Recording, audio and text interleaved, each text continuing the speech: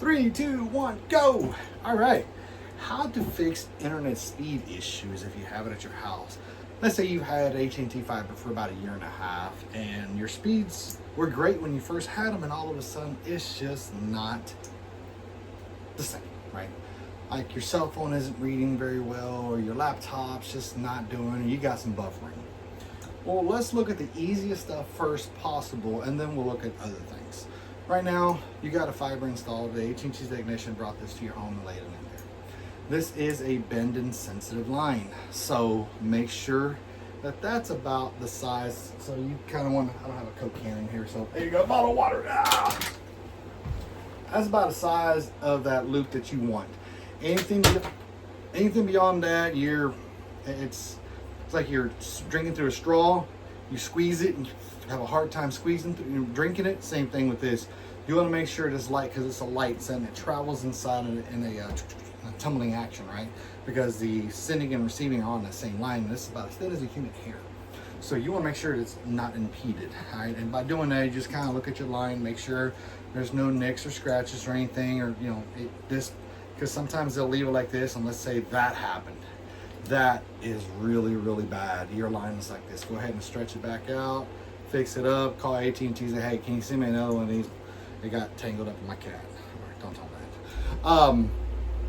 So you did that, all right? So a couple other things. You want to make sure that your Wi-Fi isn't separated. You have it on auto band steering with AT&T's gateway.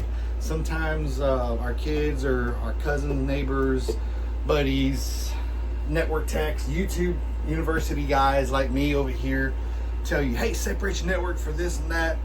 Make sure it's on auto band steering. Now, yes, manual transmission or manual steering is going to be better for certain things, but not always the best.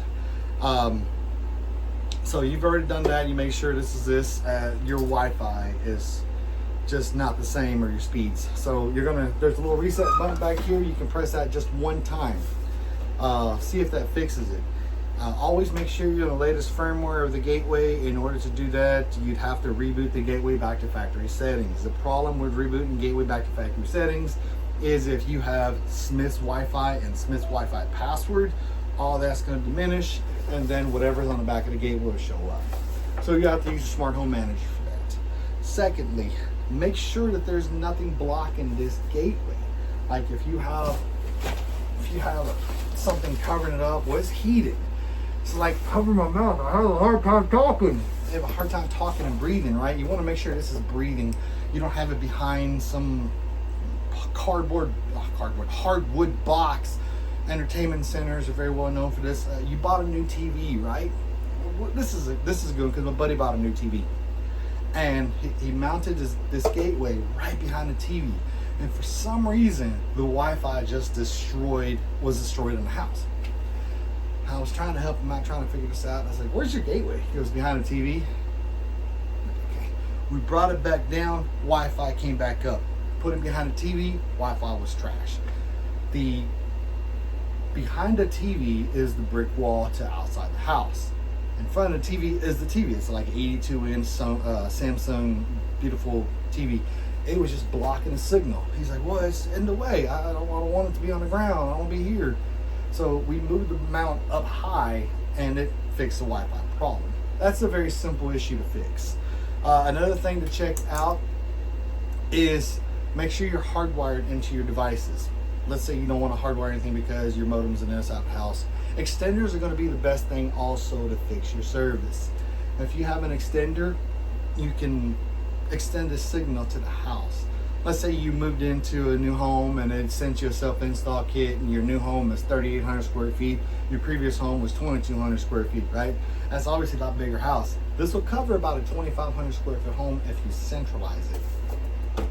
Most of the time it's on the side over here, and then this side of the house is not going to get any Wi-Fi. Extenders are going to be best friends. They're about $10 a month with AT&T. Kind of got to look at your plan and make sure you have auto bill pay and all that good stuff to get that price. So it might be $20, but call AT&T and figure that out for that pricing on your side. That's just a couple easy stuff you could do. We're going to get into the gateway here in a little bit on another video, and I'm going to separate the signals and kind of show you how to do all those things. But right now, that is how to troubleshoot and make sure you can fix your internet speed issues. Hope that jumble of information helped you out. See you next time.